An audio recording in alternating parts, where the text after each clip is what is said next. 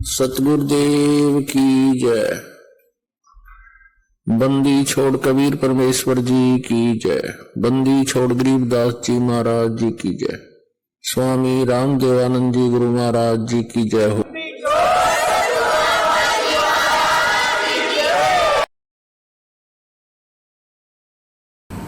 परम पिता परमात्मा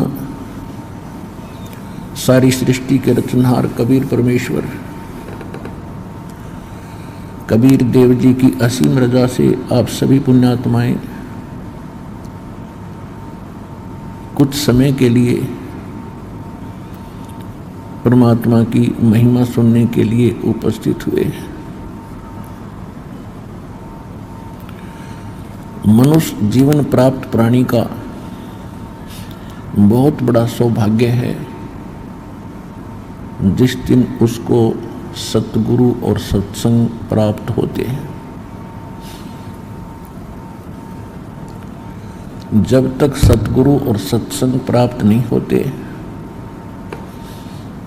तब तक मनुष्य जीवन का वो लाभ, मनुष्य जीवन की सफलता वो प्राप्त नहीं कर सकता। सत्संग से जानकारी होती है, ज्ञान होता है कि मनुष्य जीवन किस लिए प्राप्त हुआ था। और हमने सत्संग सुनने से पहले जो मनुष्य जीवन की जो प्रक्रिया, मनुष्य जीवन का जो लक्ष्य उद्देश्य, उसकी अचीवमेंट जो मान रखी थी वो आप सबको मालूम है। क्या सोच रखा था कि अपना रोजगार बढ़िया हो, अच्छी पढ़ाई पढ़ूं, विवाह हो जावे, फिर उसके बाद संतान हो, उनकी परवरिश करें, उनकी विवाह करके फिर उनसे हम फारिग हो जाएं और फिर परमात्मा उस संतान को संतान देवे, हमारा कुल यानी हमारा वंश चल जावे, फिर हम बेशक मर जाएं। ये हमारी अंतिम सोच थी। जब कभी हम उस समय बूढ़े बुजुर्गों के विचार सुना करते थे, जब हम बालक थे, आपस में बैठकर वो क्या चर्चा किया करते थे, कुशल मंगल पूछते थे, संतान कितनी है, कैसे है। तो दूसरा बताता था कि मैं 2 लड़के 2 लड़की हैं, सबको विवाह कर दिया, सबको भगवान ने संतान दे दी, अब बेशक मर जाऊं, मेरा काम पूरा हो लिया।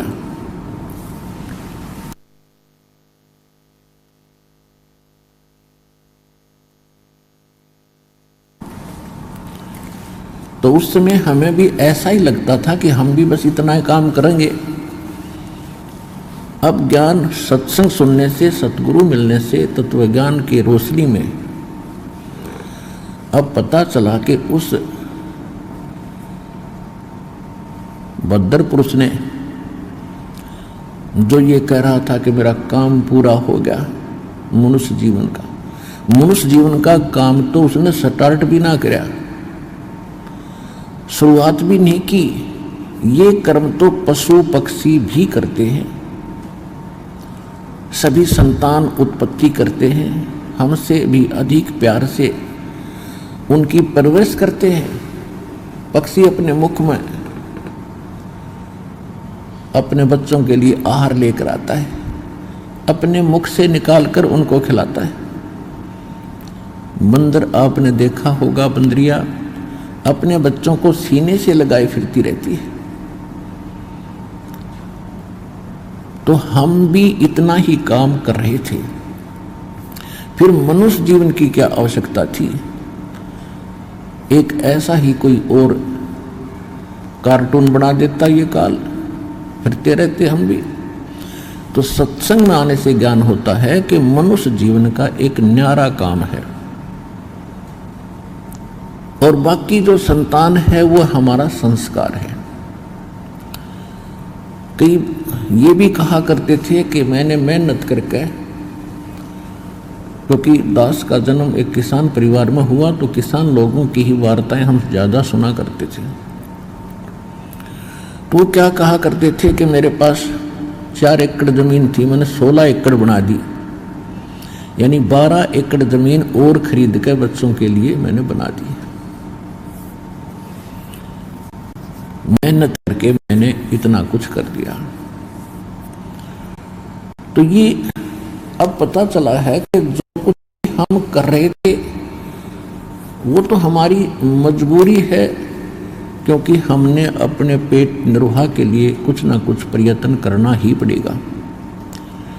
बात रही कि मैंने कर दिए और मेरे करने से सब कुछ हो गया, या भूल थी। ना तो जीव का चाहा होता है, ना जीव का किया होता है। प्रयत्न सभी करते हैं और सभी सेठ बनना चाहते हैं, धनी बनना चाहते हैं, और सभी किसान चाहते हैं कि मेरे ज़्यादा एकड़ ज़मीन हो, और उसके पैरेलल ही उससे भी अधिक परिश्रम कर रहे होते हैं।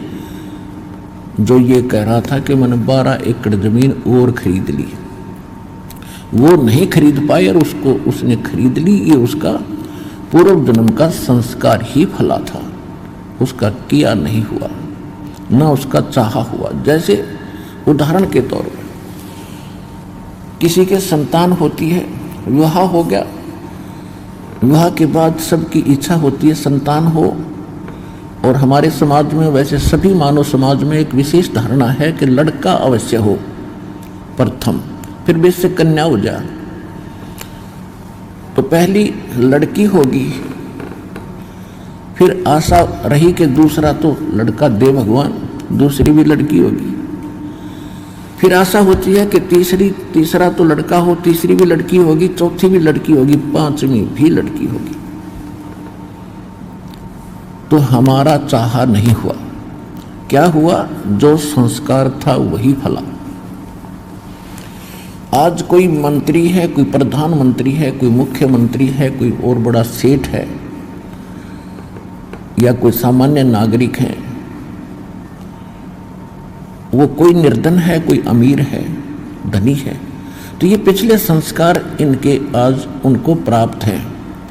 ये संस्कार कब बने थे? जब कभी वो मानव शरीर में थे, और मानव शरीर में इन्होंने जो शुभ कर्म किए, कोई साधनाएं की, भक्ति की, उन्हीं के परिणाम स्वरूप आज उनको वो सुख प्राप्त हैं जो इस काल लोक में जीव इच्छा करता है। और वो भी मनुष्य हैं जो सारा दिन मजदूरी करते हैं और समय पर आहार भी प्राप्त नहीं होता। वो भी इंसान है जो सारा दिन कोई भीख मांगता है, कोई कागज सूखता फिरता है। तो कहने का भाव ये है कि सभी अपना पूर्व जन्म के प्रारब्ध के कर्मों का फल ही भोग रहे हैं। कोई दुखी है, कोई सुखी है, तो ये पूर्व जन्म के संस्कार हैं। और अब हमने मनुष्य जीवन पुनः प्राप्त है, अब हमने फिर से वो संस्कार बनाने पड़ेंगे। जैसे इन्वर्टर की बैटरी चार्ज पहले से कर रखी है और वो चार्ज है तब तक चलेगी जब तक उसकी अक्षमता है। यदि उसको पुनः चार्जर पे नहीं लगाया गया तो वो एक दिन समाप्त हो जाएगी, वो सभी सुविधा देना बंद कर देगी।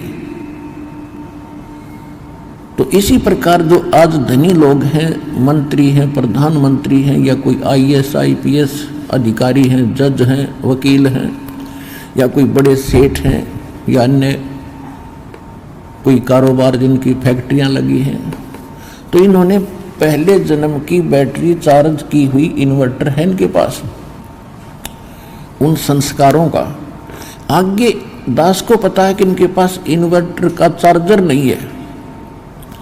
चार्जर मीन सत भक्ति नहीं है, परमात्मा की अब ये भक्ति नहीं कर रहे, क्योंकि हमारे सदग्रंथ प्रमाण करते हैं।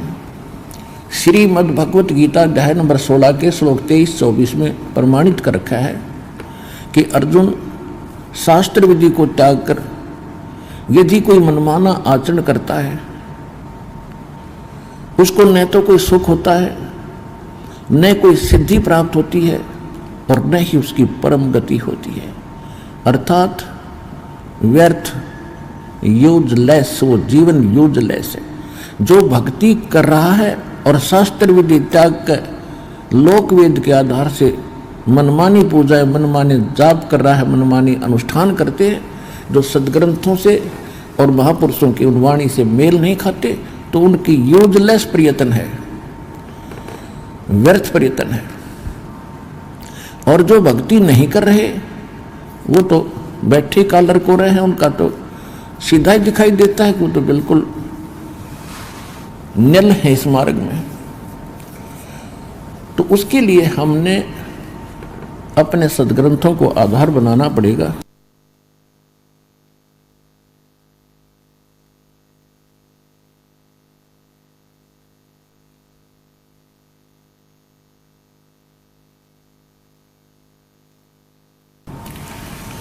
तो श्रीमद् भगवद गीता अध्याय नंबर 16 के श्लोक 24 में फिर फैसला दिया है, निर्णय दिया है, इससे तेरे लिए अर्जुन कर्तव्य और अकर्तव्य की व्यवस्था में सदग्रंथ ही प्रमाण है, शास्त्र ही प्रमाण है। इन्हीं के आधार से भक्ति करो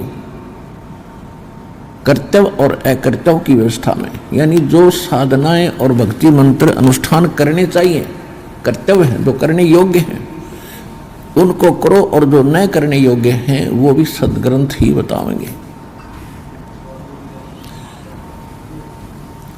तो पुण्यात्माओं, ये जो ज्ञान दास बता रहा है ये गॉड गिवन है।